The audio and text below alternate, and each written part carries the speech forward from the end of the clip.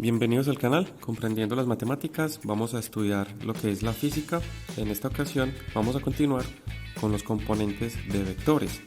En ocasiones hay ejercicios que se conoce la norma del vector y el ángulo, pero no se conocen las medidas de los componentes del vector.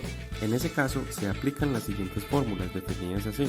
La componente x es igual a la norma del vector multiplicado por el coseno del ángulo, y esta fórmula se lee así: componente x del vector c es igual a la norma del vector por el coseno del ángulo. Y de manera análoga, c de y es igual a ¿qué? A la norma del vector c multiplicado por el seno del ángulo. La componente y del vector c es igual a la norma del vector por el seno del ángulo.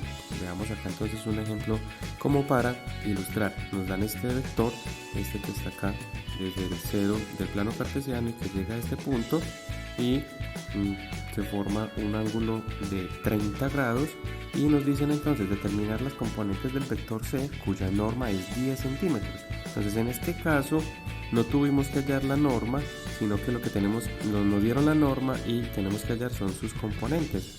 Entonces en este caso, como forma con el eje x un ángulo de 30 grados, aplicamos la formulita. Entonces para hallar la componente x es igual la norma del vector c por el coseno del ángulo. Entonces nos dijeron que la norma es 10, entonces sería componente x va a ser igual a 10 por el coseno de 30, y al hacer esta operación eso nos da 8.66.